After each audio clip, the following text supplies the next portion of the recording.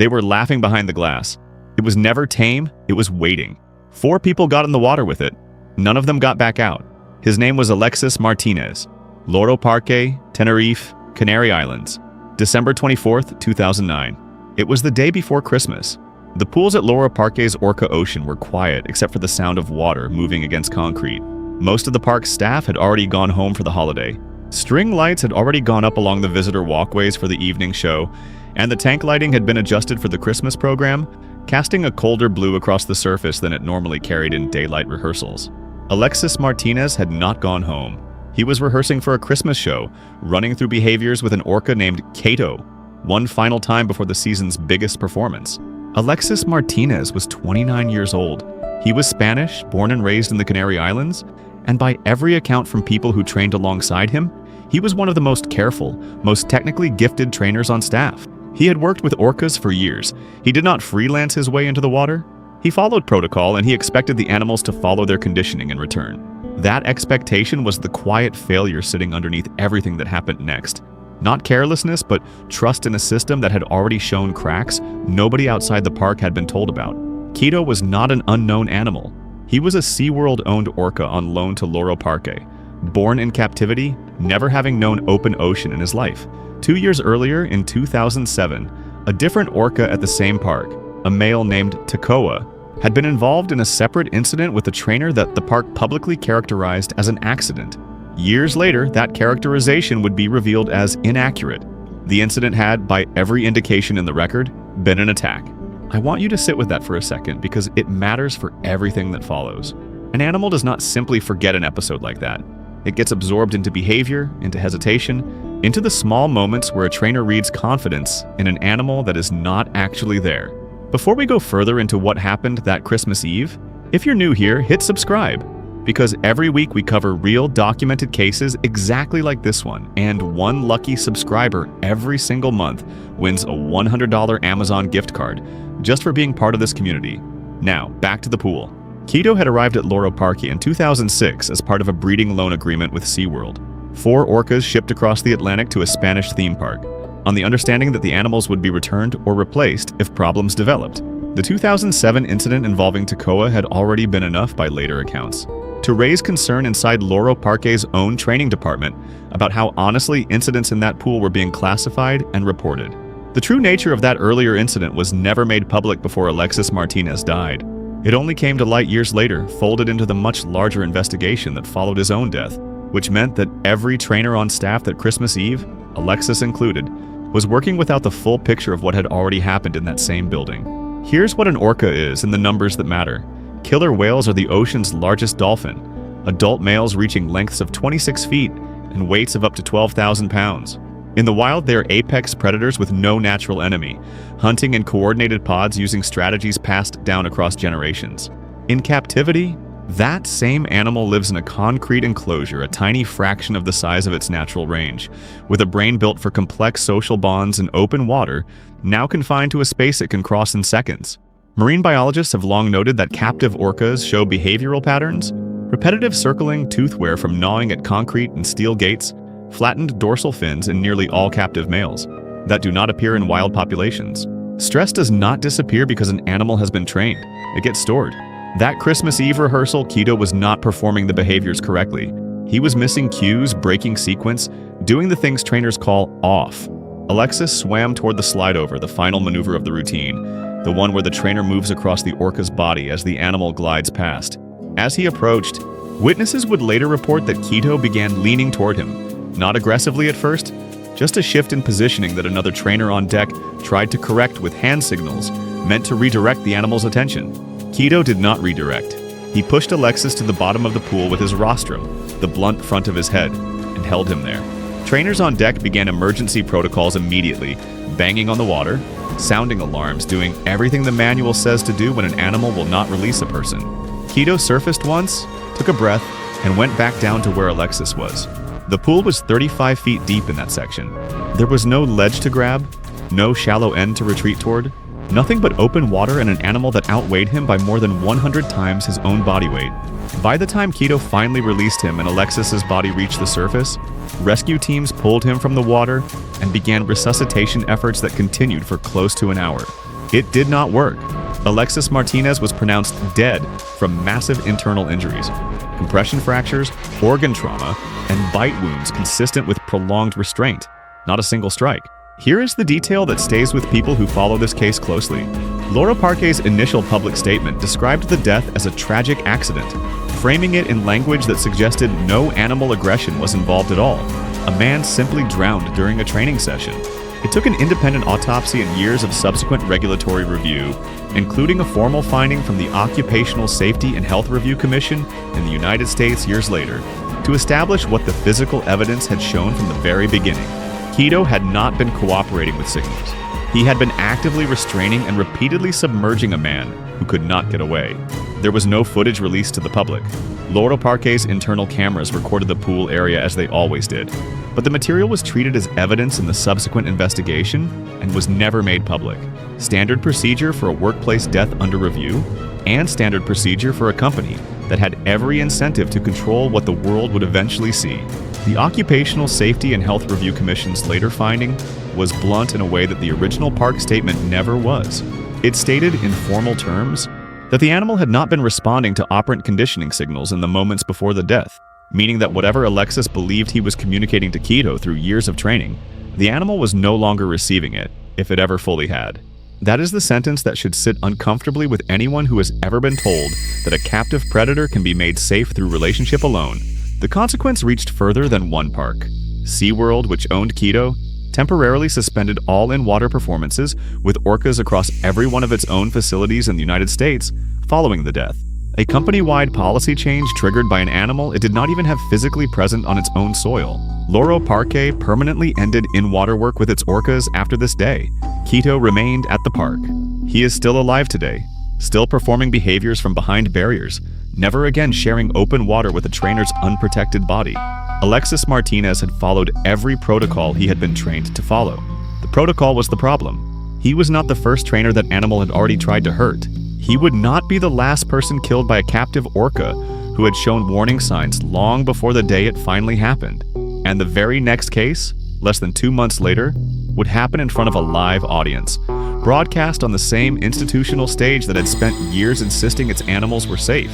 Her name was Dawn Brancheau, SeaWorld, Orlando, Florida, February 24th, 2010. 2 months and a handful of weeks after Alexis Martinez died on the other side of the Atlantic, an internal safety alert about that very case had circulated among SeaWorld's own senior trainers. Dawn Brancheau had read it. She continued working with orcas anyway because that was the job, and because SeaWorld's own leadership had not changed a single protocol governing how trainers interacted with the animals she worked with most. A 12,000-pound bull named Tilikum. Dawn Brancheau was 40 years old. She had been a senior trainer at SeaWorld Orlando for 16 years, one of the most experienced and most trusted people on the entire animal care staff, chosen specifically to work with Tilikum because of her skill and her calm. She was, by the accounts of nearly everyone who worked beside her, exactly the kind of trainer parks hold up as the standard. Careful, attentive, never cutting a corner. That Wednesday afternoon following the Dine with Shamu show, she stayed behind to do something trainers call a relationship session. Quiet, informal interaction with Tilikum at the edge of the pool, rubbing him down, talking to him, building the kind of bond the whole training philosophy was built around. Tilikum was not a mystery animal. He was, by 2010, already linked to 2 prior human deaths, a fact that will matter enormously as this video continues, because he is the one animal that connects every single case in it. SeaWorld knew his history in detail. Internal risk assessments had flagged him specifically. And still, senior trainers like Dawn were permitted to work at poolside with him, close enough to touch. He had been captured from wild waters off Iceland in 1983. At roughly 2 years old, torn from a pod that researchers believe he never stopped calling for in the years that followed. Captive orcas have been recorded producing vocalizations distinct from their birth pod almost immediately after separation, a kind of acoustic isolation that marine mammal researchers still do not fully understand the psychological cost of. By the time he reached SeaWorld Orlando in 1992, he had already spent years at Sealand of the Pacific, the facility where Kelty Byrne would die in the next case of this video. He arrived in Florida with that history already attached to him. SeaWorld took him anyway because a 12,000-pound breeding male with genetics that valuable does not get turned away over a documented death at his previous facility. Let's talk about what that animal actually was. An adult male orca like Tilikum can exceed 22 feet in length and 12,000 pounds in weight, more than 6 times the combined weight of every person he ever killed. Its bite force has never been precisely measured in a controlled setting because no facility has ever attempted to, but marine biologists estimate it in the range capable of shattering bone through a single closure of the jaw. Orcas hunt using controlled, deliberate submersion, drowning prey rather than tearing it apart outright, a hunting method built for seals and sharks, not built to distinguish between prey and the person who feeds you twice a day. There is a reason orcas are called killer whales in the first place, a name early whalers gave them after watching them hunt in coordinated groups against animals many times their own size. Great whales, sharks, seals hauled straight off ice floes. In the wild, that coordination is aimed outward at prey, guided by decades of learned behavior passed from mother to calf across an entire pod. In a concrete tank the length of a few swimming pools with no pod, no hunting to do, and no outlet for an intelligence built for exactly that kind of complexity, marine behaviorists have long theorized that the same coordination simply turns inward, toward the only moving, interactive presence left in the animal's world, the trainer standing at the edge of the water. Dawn was lying at the poolside at the surface, stroking Tilikum and speaking to him in the calm, practiced tone trainers use. Witnesses in the stands, still gathered near the pool after the show, later described what came next in almost identical terms. Tilikum grabbed her ponytail, not her arm, not her torso. Her hair, an object trainers are specifically trained never to let dangle loose near a pool edge for exactly this reason. Though on that particular afternoon her hair had come untied, he pulled her into the water in a single motion. Witnesses screamed. Other trainers rushed the pool edge and began the same emergency response used for Alexis Martinez 2 months earlier. Alarms, barriers, every tool the facility had. None of it reached her in time. I need to stop here for a moment because this is the part of the story that gets sanitized in almost every retelling, and it should not be. This was not fast. This was not merciful. For more than 40 minutes, response teams worked to recover her body while Tilikum, an animal roughly the size of a school bus, held control of a pool the length of an Olympic swimming lane. When they finally recovered her, the medical examiner's findings were unambiguous. Drowning combined with blunt force trauma, consistent with being thrown and struck repeatedly against the pool's surfaces, a fractured jaw, a dislocated shoulder, a fractured cervical vertebra, and a severed spinal cord. The Occupational Safety and Health Administration opened a federal investigation. Their conclusion, delivered later that year, stated plainly that SeaWorld knew specifically, knew in writing, knew from internal incident logs, that working at poolside with Tilikum carried a recognized risk of death, and had chosen not to eliminate that risk. SeaWorld was cited for 3 willful safety violations and fined $75,000. SeaWorld appealed the citation and lost, all the way through federal court. There is footage of the general area from park security cameras. SeaWorld has never released it publicly, and multiple courts have upheld the company's right to withhold it, citing both ongoing litigation and, more controversially, concern for the family's privacy, a claim critics have pointed out conveniently also protects the company from ever having the full sequence shown to the public. It depends on for ticket sales. Here is the detail that never leaves this case. Dawn Brancheau had spent 16 years building what she believed and what SeaWorld's entire training philosophy insisted was true, a genuine bond with an animal that trusted her back. Tilikum was not punished, could not meaningfully be punished. He was separated for a period into isolation, then eventually returned to limited performance duty, because he was, even after 2 confirmed human deaths, still too valuable an asset to remove from the show rotation entirely. Dawn Brancheau's death became, in the years that followed, the case that reached the widest public audience of any death in this video, the subject of a documentary film that pulled SeaWorld's entire business model into public scrutiny, and over the following decade, contributed to a measurable decline in attendance and a formal phase-out of the company's orca breeding program altogether. None of that happened in time to help her. It happened after. Dawn Brancheau was the second person Tilikum killed. She would not be his last connection to this story, because Tilikum's very first kill happened 19 years earlier, in a different country, in front of an audience that had no idea they were about to watch a 20-year-old woman disappear beneath the water and never come back up. Her name was Kelty Byrne, Sealand of the Pacific, Victoria, British Columbia, Canada, February 20th, 1991. Before Tilikum ever set foot in Florida, he was one of 3 orcas held at a small marine park called Sealand of the Pacific, on the edge of Victoria's inner harbor. The facility was nothing like the sprawling SeaWorld campuses that would come later. A modest concrete pool, minimal barriers, and 3 killer whales confined together in close quarters that marine biologists would later describe as chronically stressful for animals whose wild pods range across hundreds of miles of open ocean. Kelty Byrne was 20 years old. She was a champion competitive swimmer, a marine biology student, and a part-time trainer at the park. Someone who loved the ocean enough to build her entire life around getting closer to it. That Wednesday afternoon, after a public show had ended, she was walking along a catwalk that ran above the pool, holding the facility's 3 orcas, Tilikum, Nootka IV, and Haida II. Sealand's 3 orcas had a documented history of tension among themselves. Tilikum, the only male, was reportedly subjected to repeated aggressive behavior from the 2 older females, including raking, a behavior where one orca drags its teeth across another's skin, leaving visible scarring. Former staff would later describe an environment where the animals were, in the language one biologist used afterward, chronically frustrated, confined together in a pool small enough that there was no meaningful way for any of the 3 to put distance between themselves and the others. That tension did not stay contained to the whales alone. She slipped. Witnesses would later say it looked almost unremarkable at first. A young, strong swimmer falling into a pool of water she had trained in dozens of times before. She surfaced immediately and began swimming toward the poolside ladder. I want to pause here because what happened next is the single most disturbing sequence in this entire video, and it needs to be understood clearly rather than rushed past. This was not one animal making a split-second predatory decision. This was 3 orcas together, in a confined space, converging on a person in the water. Tilikum reached her first. He pulled her under. She surfaced again, gasping, swimming for the edge, and one of the other 2 whales pulled her back down.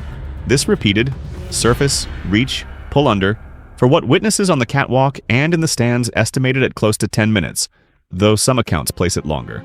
Other trainers threw flotation rings.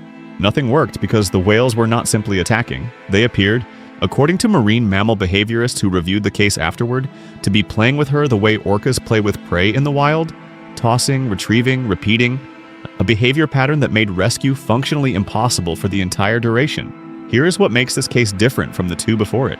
Kelty Byrne did not die from a single bite, a single strike, a single moment of violence. She drowned, repeatedly pulled under by animals that outweighed her individually by more than 50 times her body weight, in a pool with nowhere for her to escape to, in front of an audience and a rescue team that could do nothing but watch a young woman disappear beneath the surface again and again until she did not come back up.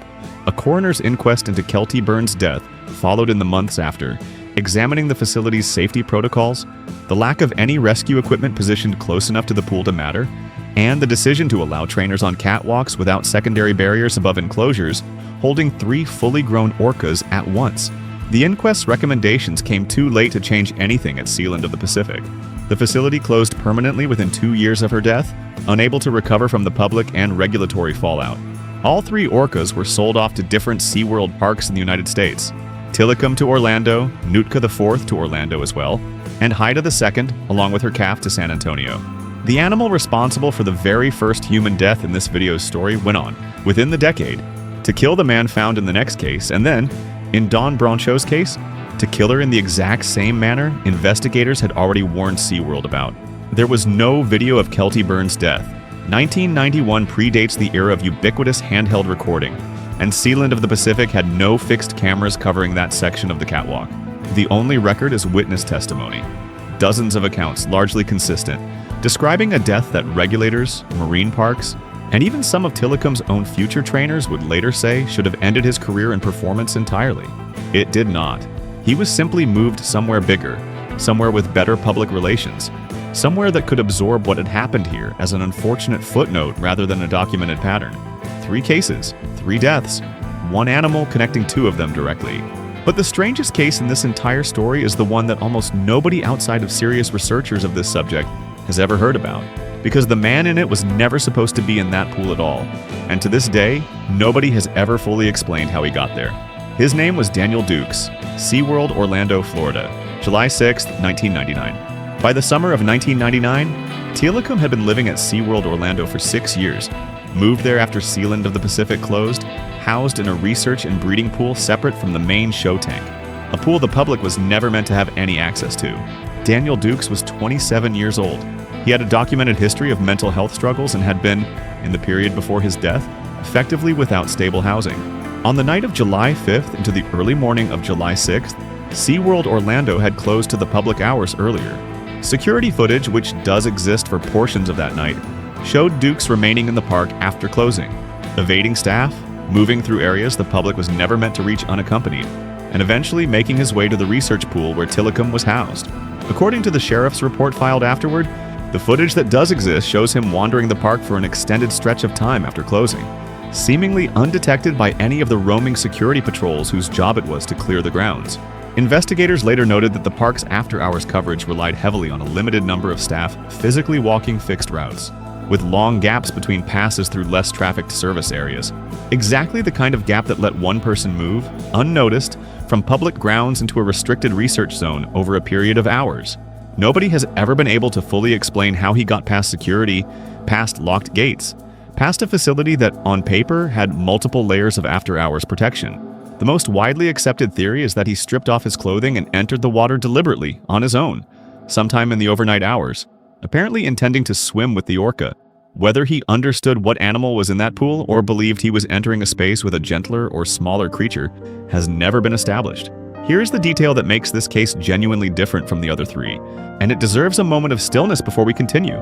Nobody witnessed what happened. There was no trainer nearby, no audience, no rescue attempt, because nobody knew he was there until the following morning. At approximately 7:15 a.m., a SeaWorld physical therapist named Michael Dougherty arrived at the pool for the start of the workday and found Dukes' body draped across Tilikum's back, motionless, the Orca swimming slow circles with him still resting there. The autopsy findings were specific and clinical. Dukes' body already showed lividity, the pooling of blood after death, and early rigor mortis, meaning he had likely been dead for several hours before he was discovered, not moments. His swimming trunks were found with the crotch and inner leg seams torn open. Divers later recovered several separate pieces of human tissue from the pool. The official cause of death was ruled drowning, with the physical trauma consistent with an orca that had, at some point during the night, begun treating him the way orcas treat objects and prey in open water, carrying, submerging, and eventually releasing. I want to be direct about something here, because the way this case was handled afterward says almost as much as the death itself. In the days following, SeaWorld representatives and portions of the local Orlando media framed Dukes' death in dismissive terms, emphasizing his housing instability and mental health history in a way that implied he had brought this on himself, effectively closing the conversation before anyone asked the harder question. That question was simple. How does a facility housing a 12,000-pound animal with 2 prior documented incidents allow an unauthorized person to enter its water, undetected, for hours, without a single staff member noticing? That question was never fully answered in public. SeaWorld's after-hours security protocols were reviewed internally following the incident, but the specific findings of that review were never released. What the sheriff's report does confirm is that Dukes had no known connection to marine biology, no employment history at the park, and no documented reason for choosing that specific pool over any other body of water in the city that night, meaning the full why behind his decision to enter the water died with him, unrecorded and unrecoverable. The research pool where Dukes died was the same general facility complex where Don Brancheau would be killed by the same animal 11 years later, a fact that places Tilikum at the center of 3 of the 4 deaths covered in this video, spanning 1991 to 2010, across 2 countries and 3 separate facilities, each one insisting, right up until the next death, that this time the animal was safe. 4 people, 4 different circumstances, a Christmas Eve rehearsal, a quiet relationship session after a show, a fall from a catwalk, and a trespasser nobody knew was there until morning. One thread runs underneath all of it. Every facility involved knew, in some documented form, that the animal responsible had already shown it was capable of exactly this, and every facility chose to continue operating with that animal in close proximity to human beings anyway. Tilikum himself died in January of 2017 at SeaWorld Orlando, from what the park described as a bacterial lung infection, having spent the final years of his life largely withdrawn from performance. He was never returned to open water. He never saw the pod off Iceland again. Whatever role captivity itself played in turning a 2-year-old calf into an animal connected to 3 human deaths across 2 countries and 26 years is a question marine biologists, regulators, and former trainers are still arguing about. And this video will not pretend to settle it for you. Alexis Martinez followed every protocol he had. It didn't matter. That is the detail that should stay with you longer than any of the others.